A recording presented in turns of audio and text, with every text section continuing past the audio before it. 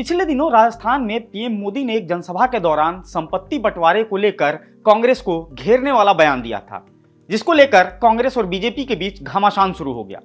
चुनावी माहौल में संपत्ति बंटवारे को लेकर गरमाई सियासत के बीच अब इंडियन ओवरसीज कांग्रेस के अध्यक्ष सैम पित्रोदा ने टैक्स को लेकर एक नया बयान दिया है। पित्रोदा ने जिस टैक्स सिस्टम को लेकर बयान दिया है उसे इनहेरेंट टैक्स या विरासत टैक्स कहा जाता है। विरासत टैक्स क्या है, कहां लगता है, कैसे लगता है, साथ ही हम यह भी बताएंगे कि किन किन देशों में और कितना टैक्स लगता है। तो चलिए शुरू करते हैं। नमस्कार, मेरा नाम है मार्तंड सिंह और आप देख रहे हैं डेली लाइन। पहले यह जान लिया जाए कि चुनावी मौसम में सैम पित्रोदा ने जो टैक्स पर ज्ञान दिया या यूं कहें कि जो टैक्स पर बयान दिया, उसको लेकर आखिर बवाल क्यों मचा हुआ है और क्या है वो बयान। दरअसल राहुल गांधी ने एक रैली में कहा था कि अगर चुनाव बाद उनकी सरकार सत्ता में आई तो एक सर्वे कराया जाएगा और पता लगाया जाएगा कि किसके पास कितनी संपत्ति है। इस बयान को लेकर सैम पित्रोदा से भी सवाल किया गया था। इसी के जवाब में उन्होंने अमेरिका में लगने वाले विरासत टैक्स का जिक्र किया। उन्होंने कहा कि अमेरिका में 50% विरासत टैक्स लगाया जाता है। इसके बाद से यह विवाद शुरू हो गया। इंडियन ओवरसीज कांग्रेस के अध्यक्ष सैम पित्रोदा ने कहा कि अमेरिका में विरासत में छोड़ी गई प्रॉपर्टी पर टैक्स लगता है। अमेरिका में अगर किसी के पास 10 करोड़ डॉलर की संपत्ति है और वो मर जाता है तो उसके बच्चों को केवल उस प्रॉपर्टी का 45% हिस्सा ही मिलता है, बाकी 55% प्रॉपर्टी सरकार के पास चली जाती है। सैम पित्रोदा ने इस कानून की वकालत करते हुए कहा कि यह कानून कहता है कि आपने अपने जीवन में जो भी संपत्ति बनाई है, जब आप इस दुनिया से जा रहे हैं तो आपको इस संपत्ति का आधा हिस्सा जनता के लिए छोड़ना चाहिए। उन्होंने कहा कि यह एक निष्पक्ष कानून है और मुझे लगता है कि यह अच्छा कानून है। लेकिन भारत में ऐसा नहीं है। भारत में यदि किसी के पास 10 अरब की संपत्ति है और वो मर जाता है तो उसके बच्चों को पूरी प्रॉपर्टी मिल जाती है। इससे तो जनता को कुछ नहीं मिलता। असल में America, Britain, Canada, France, Japan, दक्षिण कोरिया जैसे देशों में विरासत पर कर लिया जाता है। ब्रिटेन में स्टेट ड्यूटी के रूप में यह विरासत कर लागू है। यह 1894 से बैक टैक्स के रूप में लागू किया गया था। वहां इसे रियायती प्रॉपर्टी की कीमतें घटाने के हथियार के रूप में माना जाता है। अमेरिका में विरासत कर लगाने की यह तर्क दिया जाता है कि संपत्ति को चंद लोगों के हाथों में जाने से बचाने की यह एक कोशिश है। इसका मकसद यह है कि नागरिकों को बराबर का अवसर प्रदान किया जाना चाहिए, चाहे उनकी सामाजिक आर्थिक स्थिति कुछ भी हो। ज्यादातर देशों में विरासत कर की सीमा 40 से 50% तक है।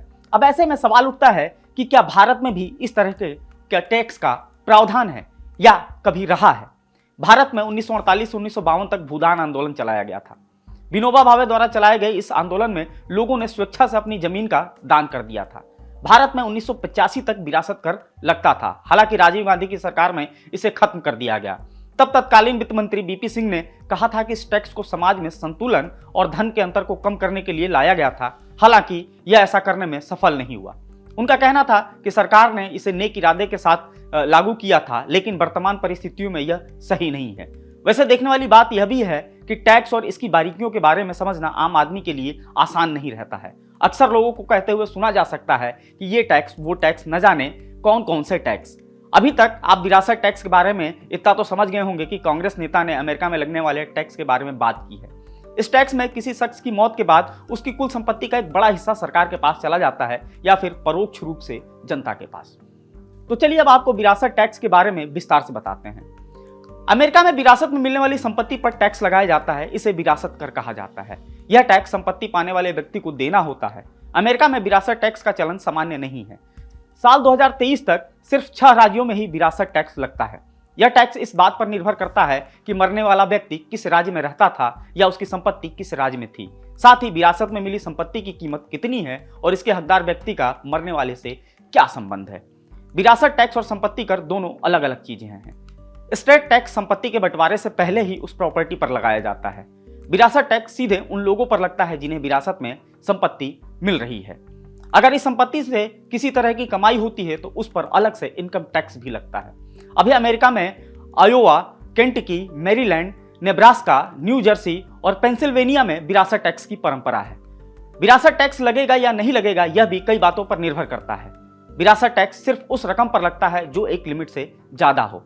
यदि विरासत की रकम तय लिमिट से कम है तो उस पर यह टैक्स नहीं लगाया जाता है।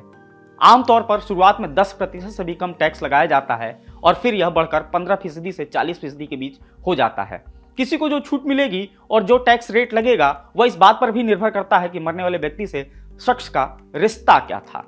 अमेरिका के अलावा दुनिया में कई ऐसे देश हैं जहां विरासत टैक्स लगाया जाता है। जापान और साउथ कोरिया में 55% विरासत टैक्स वसूला जाता है, तो फ्रांस में 45%, वहीं ब्रिटेन और अमेरिका में 40%, तो स्पेन में 34% टैक्स लगाया जाता है। आयरलैंड में 33%, तो बेल्जियम और जर्मनी में 30% विरासत टैक्स लगाया जाता है, तो वहीं चिली में 25% टैक्स वसूला जाता है। इसके अलावा और भी कई देश हैं जहां विरासत टैक्स लागू है और वहां जनता से यह टैक्स वसूला जाता है। आज के वीडियो में फिलहाल इतना ही। फॉलो करते रहे हमारे डिजिटल प्लेटफॉर्म डेली लाइन को।